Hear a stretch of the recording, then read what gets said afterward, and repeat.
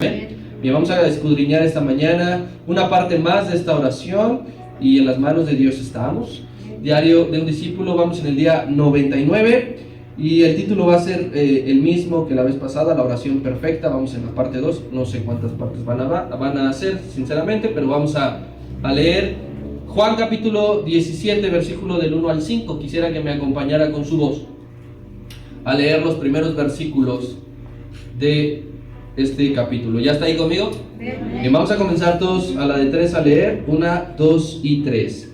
Estas cosas habló Jesús y levantando los ojos al cielo dijo: Padre, la hora ha llegado, glorifica a tu Hijo para que también tu Hijo te glorifique a ti, como le has dado potestad sobre toda carne, para que dé vida eterna a todos los que le diste. Y esta es la vida eterna, que te conozcan a ti, el único Dios verdadero, y a Jesucristo, a quien has enviado. Yo te he glorificado en la tierra, he acabado la obra que me diste que hiciese. Ahora pues, Padre, glorifícame tú al lado tuyo, con aquella gloria que tuve contigo antes de que el mundo fuese. Investigando un poco más acerca de la historia y la geografía del Valle de Cedrón, que es el lugar donde se está llevando a cabo la oración, me encontré con algo muy interesante que nos va a ayudar a entender la frase que viene en el versículo número 1, que dice: la hora ha llegado. El historiador Flavio Josefo nos dice que ese lugar donde el maestro ora era usado desde tiempos antiguos como una especie de desagüe que contenía toda la sangre de los animales que se sacrificaban desde el templo. Donde se encontraba el Valle de Cedrón y el templo no estaba muy alejado. El Valle de Cedrón estaba un poco a las afueras de la ciudad y el templo está en el monte que se encuentra justo enfrente.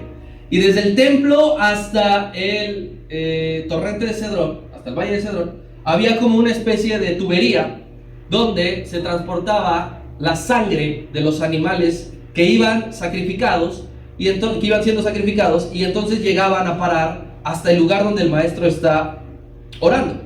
Y al ser, recuerde usted, jueves, noche previa de Pascua, se sacrificaban alrededor de 100,000 corderos. Entonces, trate usted de imaginar cuánta sangre no había justo ese día en el torrente de Cedrón, porque era la señal del sacrificio del cordero de la fiesta pascual de los judíos. No solamente cuánta sangre, trate de imaginar el aroma de aquel lugar, que al mismo tiempo esa sangre y ese aroma le estaban recordando al Señor que su hora había llegado, que la hora del sacrificio. Por más pensemos que nosotros estemos rehusándonos a hacer algo, hay una cuestión que siempre te está recordando que lo tienes que hacer. Si tú dejaste tu cuarto tirado, cuando llegues y abras la puerta, pues encontrarás toda la ropa amontonada y te dirá: tienes que arreglar tu cuarto, tienes que estar. Y por más que salgas y te hagas el loco, sabrás que cada que abras la puerta de tu cuarto te estará gritando ese montón de ropa que tienes que arreglar la ropa. Al Señor, mientras oraba, ese aroma de la sangre, esa sensación de la sangre, le estaba recordando que su hora había llegado, que Él tenía que derramar su sangre por la humanidad. Y se llamaba torrente de Cedrón, justo esa parte donde Él estaba, porque cuando era época de lluvia, dice que se formaba un cuerpo de agua. Y ahora imagínese usted mezclado con sangre, entonces se tornaba de un color rojizo. Por eso es que se llamaba torrente. Es tan poderoso que Cristo no haya ido a orar a otro lugar más limpio y aromático. ¿Por qué no irse a relajar a otro lugar donde no se iba a encontrar con un aroma putrefacto de sangre? Donde no iba a haber charcos donde se manchara sus vestiduras de sangre. Él decide ir a orar a ese lugar sabiendo que le iba a recordar que su hora había llegado. Ese lugar le ayudó a mantenerse enfocado en la obra que estaba a punto de realizar, y no fue por casualidad. Ese lugar también es significativo para los judíos, porque antes de la aparición de Cristo ya se estaba profetizando de su sacrificio con hechos muy importantes. Por ejemplo, Usted recordará cuando Absalón intenta quitarle el gobierno a su padre David, que por un tiempo lo logra. Por un tiempo lo logra y dice claramente la escritura, segundo libro de Samuel, ahí usted lo puede leer aproximadamente capítulo 15, que el rey David sale huyendo de la ciudad junto con los fieles que todavía le seguían y cruza el torrente de Cedrón, pero dice que todos estaban llorando. Mientras David y su séquito fiel que le quedaba cruzaba el torrente de Cedrón, estaban llorando, incluso iban descalzos, dice la escritura. Entonces aquí el Señor Jesucristo está en el torrente de Cedrón y está sufriendo y está sudando como gotas de sangre. Pasó un tiempo después y otro rey Josías, en ese mismo lugar decide ir a tirar toda la quemadura y toda la basura que él había destruido de los ídolos que Salomón había erigido, los altares que Salomón había erigido para seguirle la corriente a sus mujeres que eran paganas. El rey Josías decide deshacer esos altares y allí va y tira como esas sobras, como esas cenizas. ¿Qué nos está profetizando? Que Cristo allí comenzaría a destruir la obra del enemigo. Que Cristo allí comenzaría a destruir la obra del pecado. Entonces este lugar donde Él está orando es muy importante porque le estará recordando todo el tiempo que duró su oración, que su hora había llegado. Recuerde que estamos en la primera categoría de esta estructura de la oración, donde el Señor está orando por sí mismo. Y específicamente en esta noche vamos a ver los versículos 2 al 5 y nos vamos a encontrar con 5 puntos muy importantes que vamos a estudiar. Punto número 1, veremos una de las ramas que componen la total y absoluta autoridad del Hijo dada por el Padre. Punto número 2, vamos a ver un regalo que el Padre le hace al Hijo. Punto número 3, vamos a ver la real vida eterna. Punto número 4, vamos a ver la mente y visión de Cristo. Y punto número 5, las peticiones personales pero espirituales hechas por el Hijo al Padre. Cada uno de estos puntos bien podría ser una predicación individual, pero se encuentra inmerso en estos versículos. Vamos a leer versículo número 2 para seguir avanzando. Dice así, el Señor sigue orando: como le has dado potestad, se refiere al Hijo, sobre toda carne, para que éste dé vida eterna a todos los que le diste. En este verso número 2 hay 2 de esos 5 puntos que veremos. Vamos a empezar con la autoridad de Cristo. ¿Cuántos sabemos aquí que tenemos un Dios que es todopoderoso? ¿Cuántos sabemos que tenemos un Dios cuyo poder todo lo tiene sometido debajo de sus pies? Nosotros pensamos en autoridad. Inmediatamente la palabra autoridad es una palabra bíblica. Es una palabra bíblica, no es una palabra que nosotros ocupamos en nuestra vida cotidiana como una invención del derecho romano. Autoridad viene inmerso en la Biblia una y otra vez. Y autoridad significa o trata de darnos a entender que alguien tiene el poder para ejercer dominio sobre algo o sobre alguien. Y usted ahorita vaya haciendo un ejercicio mental diciendo: ¿yo sobre qué tengo autoridad? ¿Quién está bajo mi autoridad? Así que, viniendo el Hijo a la tierra en forma de hombre, no vino en forma de ser espiritual, no vino en algo intangible. Viniendo el Hijo en forma de hombre aquí a la tierra, le fue dado por el Padre autoridad completa. El Padre le da autoridad al Hijo en el momento que Él comienza a hacer su ministerio. Le empieza a dar algo. Normalmente cuando los jóvenes cumplen 18 años, pues a veces reciben un carro, ¿no? Ya eres mayor de edad, ya puedes ser responsable, ya puedes manejar. Aquí está. Cuando el Señor viene a la tierra y cumple los 30 años, le es dado por el Padre la autoridad para poderla ejercer, ¿sí? Y esa autoridad que el Padre le da al Hijo se subdivide o se divide en varias áreas, ¿sí? Yo le quiero dar un ejemplo que es un poco científico, que tiene que ver más que nada con mi área de estudio, para yo poderme dar a entender. Yo estudio geografía y a mí me encanta la geografía. La geografía es un todo, pero esa geografía se subdivide por distintas ramas que van a formar a la geografía en general. Por ejemplo, tenemos geografía política, tenemos geografía económica, tenemos geografía física, tenemos geografía humana, y todas esas ramas juntas forman la geografía. Aquí en el versículo número 2, el Señor está orando y está diciendo una de las ramas que le fue dado como parte de la autoridad que él tenía. Y dice claramente, para dar vida eterna. Amén. Una de las ramas de la autoridad que Dios le dio al Hijo es dar vida eterna. Él tiene la autoridad de darnos vida eterna. Pero la autoridad completa no solamente consistía en eso, porque su autoridad no está limitada. Porque alguien podría decir, entonces el Señor nada más da vida eterna y ya. No, su autoridad no estaba limitada. También ejerció autoridad sobre otras cosas. Por ejemplo, Él ejerció autoridad a la hora de enseñar bien, a la hora de compartir, a la hora de hablar, de predicar.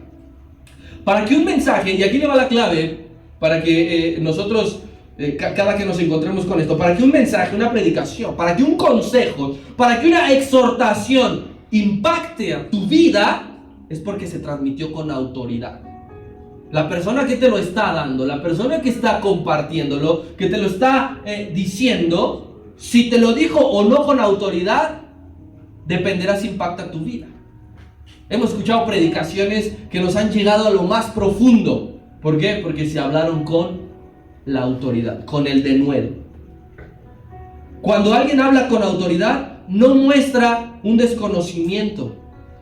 No empieza a cantinflear y empieza a hablar y a tomar de aquí. No se empieza a tartamudear y se le olvidan las cosas. El Señor Jesús jamás pasó ese tipo de cosas, porque a Él le fue dada la autoridad de poder enseñar bien. Y la gente es quien reconoce si alguien o no habla con autoridad. No es uno mismo. Yo no le estoy diciendo a usted aquí con el micrófono, vengo con la autoridad de Dios. Yo vengo a compartir el mensaje y es el Espíritu Santo el que va a tocar su corazón porque Dios está hablando. Mire, vayamos por favor a Mateo capítulo 7, 7:28.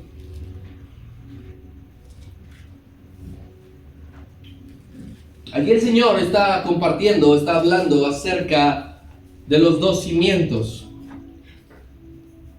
de aquellos que construyen su casa sobre la roca.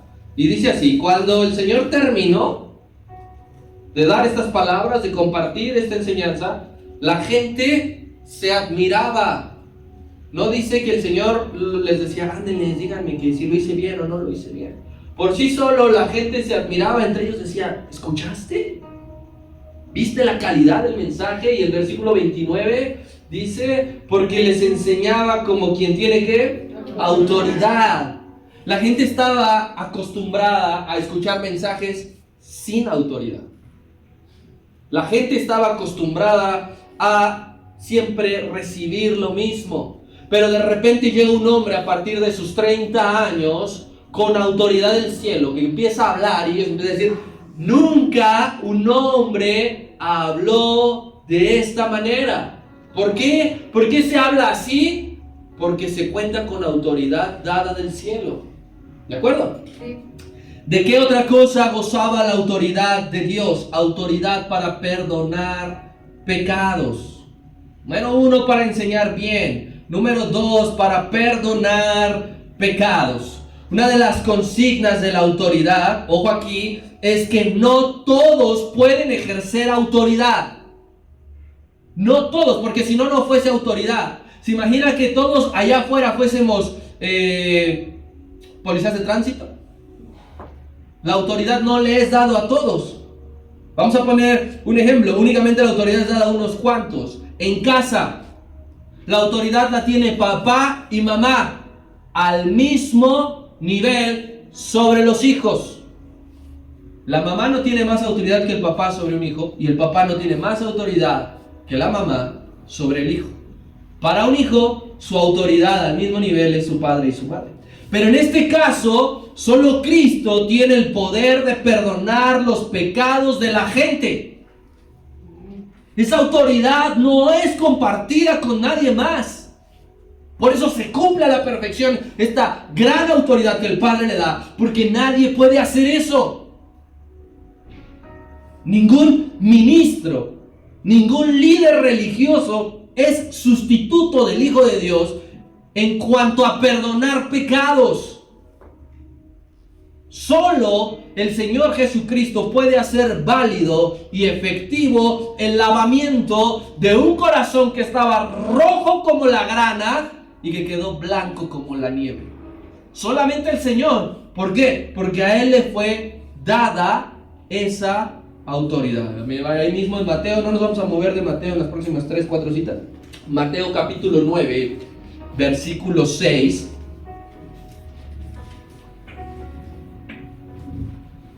Aquí está hablando acerca del milagro de un paralítico que está pronto a suceder. Pero antes de hacer el milagro, el Señor le perdonó sus pecados. Amén. ¿Qué hubiese querido, no sé, aquel paralítico? Pues levantarse, ser sanado.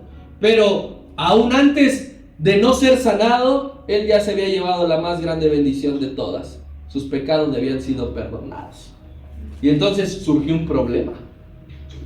Y dice aquí, con los que estaba confrontándose el Señor, dice, pues para que ustedes lo sepan y lo tengan bien claro, el Hijo del Hombre tiene potestad, tiene autoridad en la tierra. Eso es muy importante, porque la autoridad del Padre que estamos viendo ahorita, ¿sí? De perdonar pecados, de enseñar bien, ¿dónde fue? En la tierra, porque se la dio como hombre.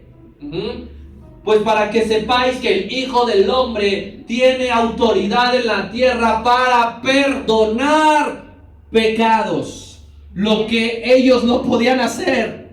Lo que no podían hacer los fariseos que estaban asombrados, enojados. Lo que no podía hacer el sacerdote cuando le llevaban el animal para ser sacrificado. Él dijo, yo tengo autoridad por el Padre aquí en la tierra para perdonar pecados. Y no solamente eso, y para que les quede bien claro, a ti te digo, levántate.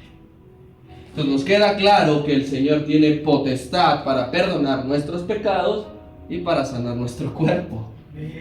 Ahorita yo le voy a decir qué sucede con algunos puntos. Bien, ¿para qué? ¿Cuál es la otra rama de la autoridad? Enseñar bien, perdonar pecados, expulsar demonios. Usted y yo, bueno, quiero pensar, si no es así, es momento de que vaya rectificando su pensamiento. Pero las posesiones demoníacas son reales. Existen, ¿sí? No es cuestión de la película de terror, que allí lo hacen a su manera y a su poco entendimiento, pero existe. Existe que alguien se endemonie. Existe que alguien tome, su cuerpo sea tomado por un espíritu maligno. ¿Ok? Pero entonces aquí vemos autoridad para expulsar demonios. Solo el Señor Jesucristo puede libertar un alma atormentada y poseída por seres malignos. Nadie más lo puede hacer. Ahorita se lo voy a aclarar. Solamente el Señor puede hacerlo. Usted y yo pedimos perdón. Cuando cometemos pecado pedimos perdón, ¿sí de acuerdo? Nosotros cuando enseñamos nos ponemos en las manos del Señor. Nosotros cuando bautizamos sumergimos a la persona en el nombre del Señor. Cuando nosotros oramos por alguien que está sufriendo una enfermedad o está siendo endemoniado, oramos por esa liberación en el nombre del Señor, no en el mío. ¿De acuerdo? Yo no tengo autoridad, mi nombre no tiene autoridad. Cuando he tenido la bendición de ayudar, de apoyar en los bautizos, yo no digo en el nombre de Josué Soberanes. Lo hago yo, ¿sabes por qué? Porque a mí el Señor me dio de su autoridad, pero yo ocupo su nombre. Porque es ante su nombre que los demonios tiemblan.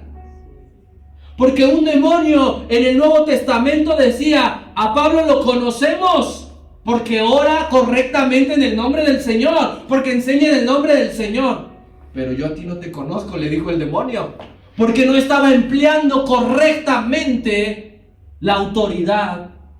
Porque para que tú tengas autoridad sobre esas cuestiones, y poner las manos sobre los enfermos y que sanen, beber cosa mortífera y que no te haga daño, expulsar demonios, y lo que tú me digas es en el nombre del Señor.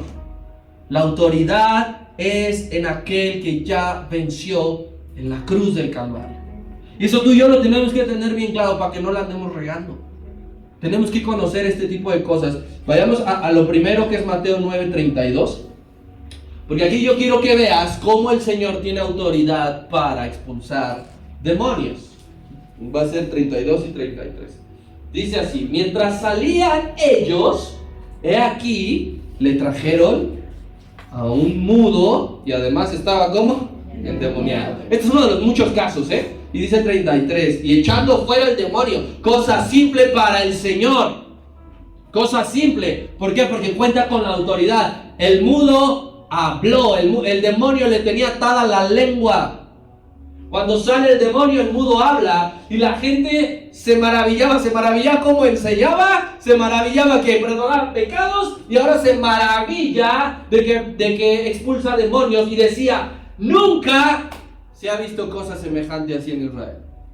La gente estaba anodadada con la autoridad del Hijo, porque nunca se había visto tal cosa. Y ahora quiero que vayamos a Mateo 28:18, porque allí viene la parte en que tú y yo tenemos autoridad, sí, pero no en tu nombre. Si tú alguna vez te topas con un caso, mi hermano, de que alguien te dice: no sé orar, quiero arrepentirme. Si alguien te dice: ora por mí porque me siento mal. Si tú te encuentras con un caso de un endemoniado, no la vais a regar. El Señor te dio autoridad, pero eso no quiere decir que tú tengas la autoridad por ti. Esa es la autoridad de Él. ¿Estás de acuerdo conmigo? Que ahí vamos a ir hasta el 20. Y dice así: y Jesús se acercó, ya había resucitado, está por irse, y les habló a sus discípulos diciendo: toda autoridad me es dada en el cielo y en la tierra. La autoridad que tenía el Hijo en el cielo es la misma que operó en la tierra. Y dice: por tanto, nos está transmitiendo esto: id y hacer discípulos a las naciones. Y hacer discípulos, y dice: en el nombre del Padre, del Hijo y del Espíritu Santo. Nunca está diciendo: arriésgate tú, prueba si con tu nombre funciona, prueba si tiene resultado. Dice: enseñándoles. Si te ha dado autoridad para enseñar, para compartir y predicar, es en el nombre de Jesucristo. Hay que decirle a la gente que guarden todas las cosas, y Él aquí va a estar con nosotros todos los días hasta el fin. La autoridad del Hijo está con nosotros hasta el fin, pero es su autoridad. ¿Amén? Bien, otra rama de la autoridad, ¿sí? Vamos a ir viéndolas, no quiero que las pierdas de vista. Autoridad para enseñar bien, autoridad para perdonar pecados, autoridad para expulsar demonios, autoridad sobre la muerte. Así que el dominio, la potestad, la autoridad de Jesucristo llega a los mayores niveles. No hay nada que se le haya negado al Hijo. No hay nada que se le resista. Aún la misma muerte está debajo de los pies del Señor. La muerte no pudo retener su cuerpo más de 3 días. No pudo hacerlo. Por el contrario, el Señor, aún muerto corporalmente, dice la Escritura que descendió al Hades y le arrebató al que tenía derecho sobre ti y sobre mí. La muerte tenía derecho sobre los hombres para dominarlos, para dejar que su vida se pudriera. Pero el Señor en 3 días bajó y le quitó el derecho a la muerte. Y ahora la muerte no tiene ningún derecho sobre ti y sobre mí. Amén. Gloria a Dios. Ahora es Cristo con toda su autoridad. Y estamos sometidos bajo la autoridad del Señor. Hace poco lo vimos, Juan 10:17.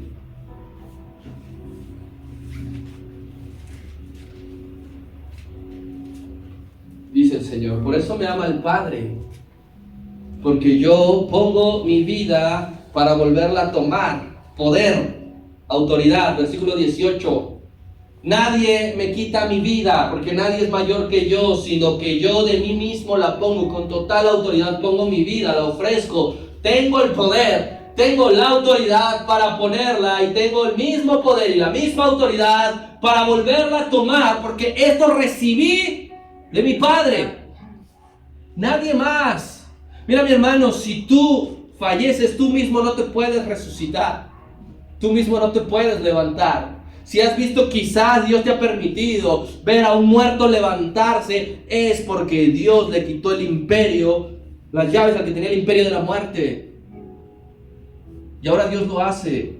Y si tú y yo somos usados en algo de estas magnitudes, es porque Dios nos dio de su autoridad. Solamente por eso. Tú y yo no tenemos de forma natural poder. La autoridad es del Señor. Y es así como llegamos entonces a la rama de la autoridad que viene en el versículo 2. Potestad sobre toda carne.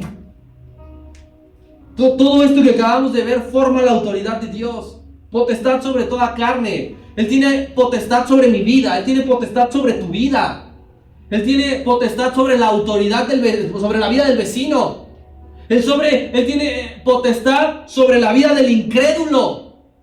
Claramente está diciendo que sobre toda carne Él gobierna. Y Él domina. Y Él tiene autoridad. Y de toda carne, mi hermano, de todos los que componemos lo que se dice toda carne, Él tiene el poder para dar vida eterna. De ese conjunto, que todos formamos, todos los hombres, ¿sí? No importa nacionalidad, no importa época de la historia en que vivieron, todos formamos toda la carne, sobre toda carne. Y sobre toda esa carne, dice que Él tiene autoridad para dar vida eterna. Pero no a todos les da la bendición de tener la vida eterna. Y esa es la diferencia. Es lo que tenemos que entender. Todos los hombres, aun sean los más malos del mundo, están bajo la autoridad de Cristo. Pero no todos los hombres tienen vida eterna. Dar vida eterna nunca dependió ni dependerá de un ángel. Que un ángel descendió del cielo, hubo un terremoto y el ángel comenzó a dar vida eterna. Vida eterna no depende de tu buen comportamiento. Ay, me voy a portar bien para ganarme el cielo. No sé si has escuchado a veces como la gente dice, pórtate bien y ganarás el cielo. No depende de ti. Porque es Cristo quien determina dónde pasará la eternidad cada uno de nosotros. Es Él. Y eso lo tenemos que tener muy claro, mi hermano, para que no nos confundamos y para que no nos escuchemos ignorantes a la hora de hablar. Tenemos que saber que quien determina si tu alma se va al infierno o al cielo es Jesucristo. Amén. Juan capítulo 5, por favor. Versículo 26 y 27. Dice así: porque como el Padre tiene vida en sí mismo, así también ha dado al Hijo el tener vida en sí mismo. 27. Y también le dio autoridad de hacer juicio, por cuanto es el Hijo del Hombre. ¿Quién nos va a juzgar? Cristo, el mismo que nos va a defender. Y son cosas que palabras humanamente no lo podemos entender. Porque aquel de quien depende toda carne y que Él mismo ha dicho, estos tienen vida eterna, es el que ha de juzgarnos. Hay que tenerlo claro. Hay que saber que voy a llegar al cielo y bueno, ¿qué pasa? ¿Qué sigue? ¿Quién? ¿Cómo? ¿Dónde será? Todas estas cosas son fundamentales y básicas. Quien tiene la autoridad de hacer juicio sobre tu vida y sobre mi vida es Dios. Es Jesucristo. Amén. Amén. Bien, entonces ese es el primer punto, recuérdalo, ¿sí? En este versículo 2 vemos una rama de su abundante autoridad, tener potestad sobre toda carne para dar vida eterna. Y ahí mismo en el versículo número 2 viene el segundo punto, que es un regalo del Padre al Hijo. Porque complementa ese versículo número 2, a todos los que le diste. Un regalo del Padre al Hijo. A todos les gustan los regalos. Levanta su mano a quien no le gusta que le den regalos. Ah, la hermana Vero no le gusta que le den regalos. Eso sí está raro, pensé que no iba a haber nadie. Bueno, está bien. Sacando a la hermana Vero. A todos nos gusta que nos den regalos. Aunque sea un pequeño dulce, ¿sí o no? Sí. Bien. Y ahora, ojo aquí. Dar buenos regalos es natural del ser humano. Dar buenos regalos es natural del ser humano. Pregúntese usted, fíjese usted, cuando es el cumpleaños, es la fecha especial del esposo, de la esposa, de los hijos, yo le aseguro que da un buen regalo. No cualquier regalo, un buen regalo. Porque claramente el Señor está diciendo que nosotros, los seres humanos, sabemos dar buenos regalos. No dice que sabemos dar regalos. Usted y yo sabemos dar regalos cuando es el intercambio en la empresa y unos calcetines, parece. Eso no es un buen regalo. Ese no es un buen regalo. Pero cuando se trata de alguien especial, aún siendo malo, los malos dan buenos regalos. Ustedes siendo malos saben dar buenos regalos. Le piensan, le investigan, le averiguan, empiezan a planear todo y son malos. Así que aquí Dios el Padre le dio un buen regalo en forma de herencia a Dios el Hijo. Aquí le dio un buen regalo. ¿Cuál es ese buen regalo? Los elegidos. Los que estaremos en el cielo con Él. Somos regalo del Padre para el Hijo. Fíjate qué tremendo valor tienes tú. Qué gran valor Dios te ha dado, Dios el Padre, que somos de su propiedad y a la par nos ha regalado con el Hijo. Amén. En todo momento, Cristo tendrá gozo en su corazón cuando nos vea allí adorando en el cielo. Cuando estemos postrados delante del trono, Cristo tendrá gozo en su corazón porque sabrá que somos su regalo. Sabrá perfectamente que fuimos dados por el Padre. En el versículo número 6 dice claramente, el Señor está orando, tuyos eran, el Señor Jesús está orando diciendo, tuyos eran, Señor, y me los diste. Está reconociendo Cristo de quiénes somos, pero también está sabiéndose que ahora somos de su propiedad, eres propiedad de Cristo. El versículo número 9 también reafirma esta parte. Tuyos eran. Nosotros nunca hemos estado sin dueño, por más que nos rebelemos, por más que intentemos tomar decisiones propias en nuestra vida. Sépate, mi hermano, que siempre Dios ha sido nuestro dueño, porque Él nos formó, porque Él nos hizo, así que tiene todo el derecho de darnos con el Hijo. ¿Y sabes qué es lo grandioso de esto? Que el Hijo no despreció el regalo. Si tú le dices a tus hijos, te tengo un regalo, el hijo se empieza a emocionar. ¿Y qué será? ¿Qué será? Esa autopista, ese PlayStation, y llegas y le das un libro, te va a decir, ¿qué es esto? ¿No? Sí. Pero Cristo no despreció el regalo. No se le hicimos poca cosa. Nunca dijo, guácatela, yo no quiero estos. En su gran amor, Cristo murió por nosotros, por ese regalo. Murió por nosotros. ¿Por qué? Porque Él dijo a sus discípulos y nos dijo a ti y a mí, porque donde yo estoy, yo quiero que ustedes también estén. Amén. Ese es un gran regalo. Si a ti te dan un regalo que valoras mucho, lo cuidas, lo pones en un lugar especial y nadie me lo toque y nadie tiene el derecho de agarrarlo. Así que para Cristo somos ese regalo que quiere que estemos en el cielo. Él te quiere ver delante del trono adorando. El regalo para nosotros, mi hermano, ¿sabes cuál es? Es la salvación. Porque la paga del pecado es la muerte, más el regalo de Dios para ti, para mí, es vida eterna. La vida eterna es nuestro regalo, la salvación es nuestro regalo, pero para el Hijo nosotros somos su regalo. Aquí nadie se queda sin regalo. Todos somos compartidos. Eso es muy importante, mi hermano, que lo tengamos, porque aquí el Señor lo tenía presente. Está a punto de morir por aquel que Dios el Padre le dio en sus manos. Amén. Amén. Punto número 3. Vamos para eso al versículo número 3. Y dice así el versículo 3. Y esta es la vida eterna, que te conozcan a ti, el único Dios verdadero, y a Jesucristo, a quien has enviado. Tercer punto, la verdadera vida eterna. Amén.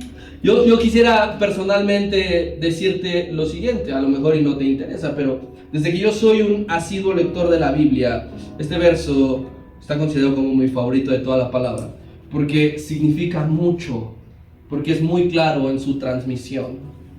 Y esta es la vida eterna, que te conozcan a ti, el único Dios verdadero, y a Jesucristo a quien has enviado. Se puede resumir perfectamente el Evangelio en este versículo número 3. Hablar de vida eterna, hermano, normalmente nos hace pensar que solo se trata de una promesa futura.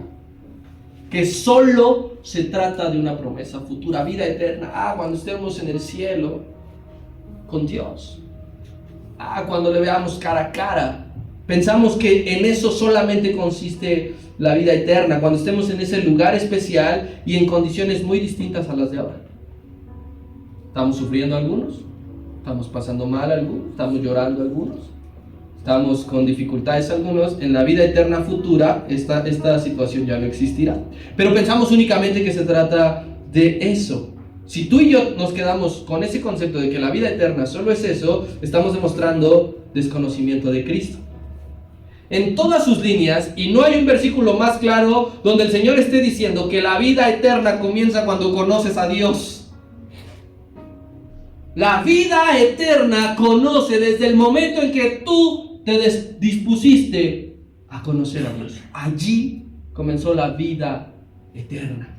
Y no hay dos vidas eternas. No son dos clases de vida eterna, no son dos tipos de vida eterna. Es una misma. Pero no tienes que esperar a llegar al cielo para que comience a operar esa vida eterna. Y esta es la vida eterna, que te conozcan a ti. Y no de manera únicamente intelectual. ¿Qué quiere decir esto? Tienes que conocer a Dios de manera intelectual. ¿A qué me refiero? Tienes que saber de Biblia. Tienes que saber de versículos. Tienes que saber de pasajes. Tienes que saber de historias. Tienes que saber la historia de la Biblia. Tienes que saber la historia de la iglesia en cierto sentido. Pero no únicamente de esa manera. Sino conocer ya teniendo una relación de intimidad con Él. Eso es el verdadero conocimiento de Dios. Y allí es cuando ya dio inicio la vida eterna. ¿Por qué? ¿Por qué? ¿Por qué es en ese sentido cuando empieza la vida eterna? Porque conocer a Dios te cambia la vida para siempre. Amén. Tu vida, a raíz de que conoces al Señor, ya no es la misma. Para siempre cambió. Y esa es la vida eterna. Antes esto, ahora ya no. Antes no tenía vida eterna, ahora esto que ya no. El apóstol Pablo decía, lo que antes vivía en la carne, ahora lo vivo en la fe del Hijo de Dios. Él comenzó su vida eterna. La palabra eterno proviene del idioma griego, palabra en griego que se llama aionios. Y esta palabra, su significado no habla de una duración, habla de una calidad de vida. Es decir, que la vida eterna es cuando vives todas las cualidades de Dios. Si tú tienes el amor del Señor, si tú tienes la paz de Dios, si tú tienes la sabiduría de Dios, ya estás en la eternidad. Felicidades. Pero si tú dices, no siento a Dios, por todo estoy afanado y por todo estoy preocupado, todo el tiempo estoy triste, no sé qué hacer, no estás viviendo la vida eterna. Pero cuando tú te sientes realmente amado, cuando nada te puede robar el gozo, cuando tú entiendes que la paz sobrepasa nuestro entendimiento, estás ya en la vida eterna. La vida eterna no comienza en el cielo, mi hermano, comienza en la tierra. Y la vida eterna consiste en estar en plena armonía con Dios. Si tú te sientes hoy bien con Dios, estás en la vida eterna. Si Dios trae ese confort a tu corazón, es porque eres parte de aquellos a quienes el Señor Jesucristo les ha dado vida eterna. Hay que tener una unidad con Él. Y este beneficio, porque es un beneficio, tener la vida eterna, conocerle. Es un beneficio del nuevo pacto, mi hermano. Del nuevo pacto. Antes de que llegara el Señor, no había vida eterna. No había perdón de pecados. No había expulsión de demonios. La gente misma decía, nunca se había visto cosas así en Israel. Pero a partir de este momento, de que el Señor cancela el viejo pacto y firma con su sangre el nuevo pacto, es que nosotros podemos gozar de vida eterna. Podemos conocerle. Nota cómo con toda seguridad reconoce al Padre como el único Dios verdadero. Esta es la vida eterna, que te conozcan a ti. ¿Qué dice?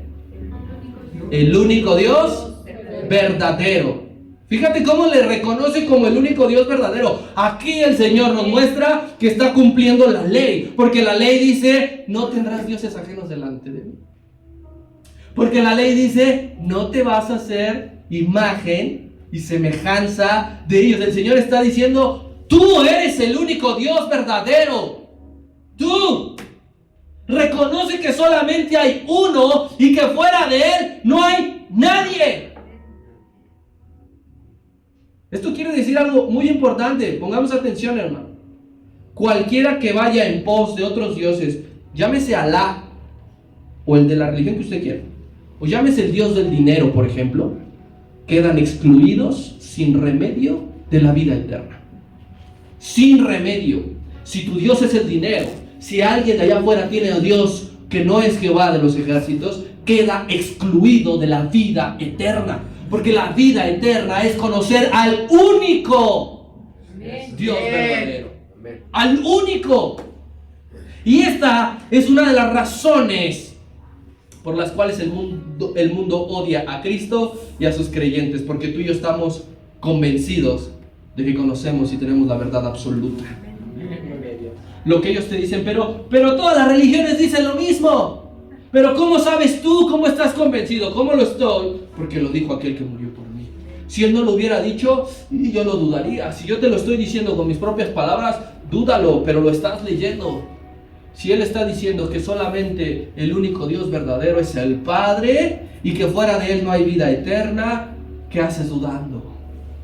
¿Qué haces yendo en pos de ídolos? ¿Qué haces formándote otros ídolos? Porque no nada más hay ídolos de barro y de yeso, hay ídolos en el corazón.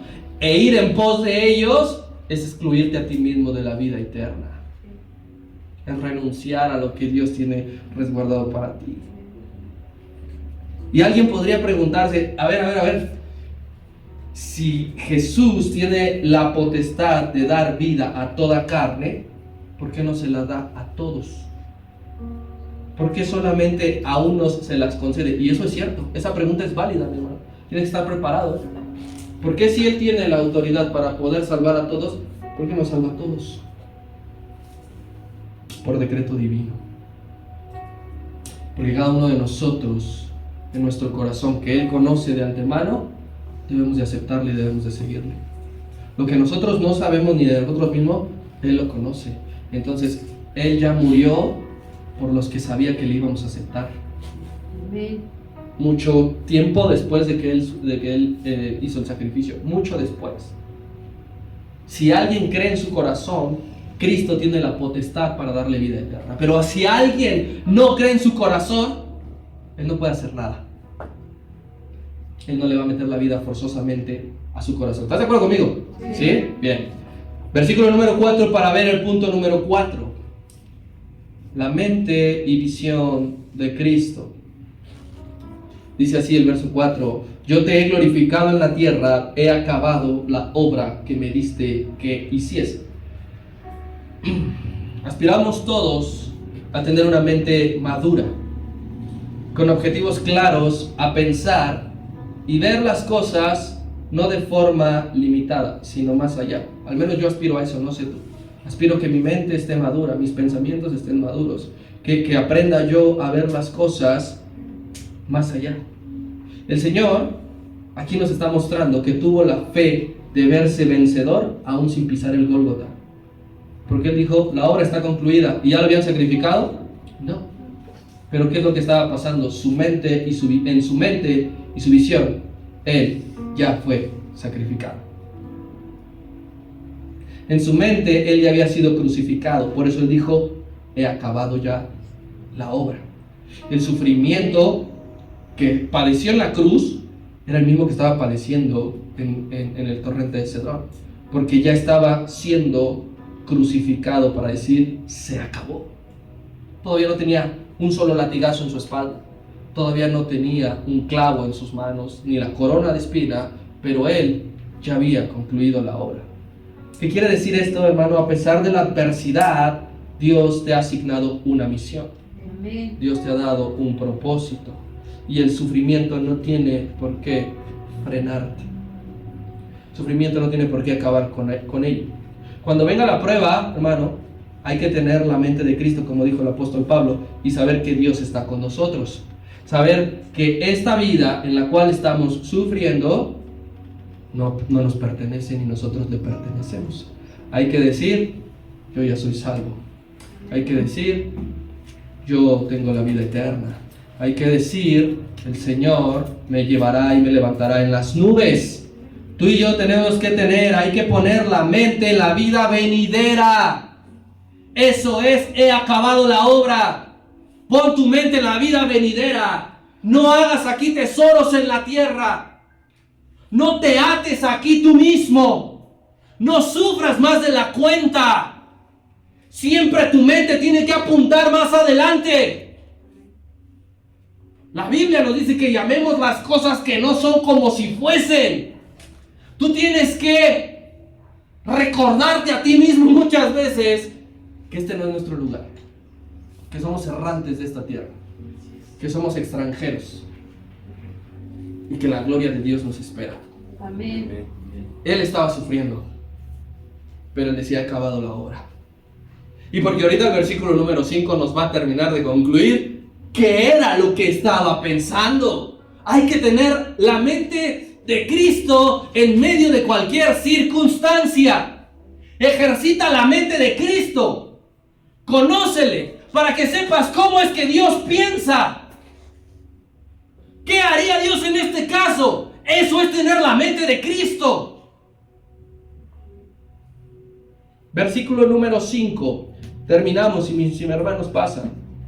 Dice así: tener la mente de Cristo. Ahora pues, Padre, glorifícame tú al lado tuyo con aquella gloria que tuve contigo antes de que el mundo fuese.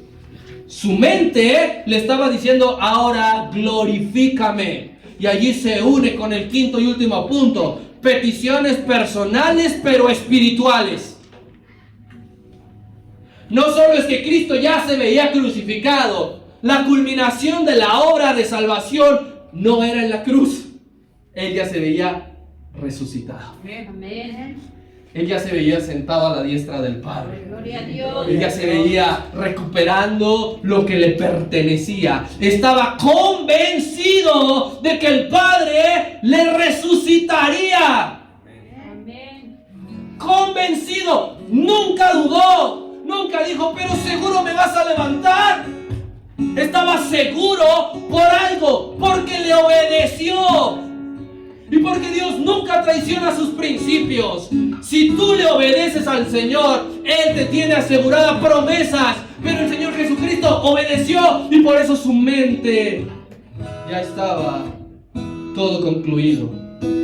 Y no que le iba a resucitar en el día postrero como a ti y a mí. Si tú y yo hoy morimos, Él nos va a resucitar en el día postrero. Cristo sabía que al tercer día iba a ser resucitado. Conforme al plan divino trazado en el cielo, dijo, yo ya hice mi parte, ahora creo que tú vas a cumplir la tuya. Y esto nos enseña algo poderoso, mi hermano. La gloria de la resurrección provista por Dios venció la vergüenza de la cruz propiciada por los hombres. Los hombres avergonzaron a Cristo, le quitaron sus ropas y decía, ¿eres tú el rey de los judíos? Un letrero. Los hombres pensaron que avergonzaron a un hombre, que lo pusieron como ejemplo para que otros no se levantaran, pero la gloria de la resurrección provista por Dios venció la vergüenza de los hombres. Por eso Él pensaba en aquello, por eso Él tenía su mente en esto. Su petición personal no era material, No le estaba pidiendo, dame una casa. No le estaba diciendo, quiero cambiar de auto. Su petición personal era, quiero estar de vuelta contigo. Glorifícame al lado tuyo. Llévame contigo. Cristo anhelaba estar en el cielo, en compañía de Dios y en la gloria eterna. Yo quiero preguntarte esta noche, y con esta pregunta termino, para que tú te lo lleves a reflexionar. ¿Estás seguro de que serás resucitado? Cristo lo estaba. Cristo estaba seguro de que sería resucitado. ¿Tú estás seguro de que serás resucitado? ¿Estás obedeciendo, amando y creyendo al Señor para ganarte el derecho de ser resucitado? Pregunta número 2. ¿Qué estás pidiendo a Dios? Le estás rogando, quiero estar contigo en el cielo. No permitas alejarme de tu presencia. No quiero que mi alma vaya al infierno. ¿Le estás pidiendo eso? ¿O solamente te estás concentrando en tener una vida bien cómoda aquí abajo en la tierra y no estar seguro de tu salvación? Llévate eso en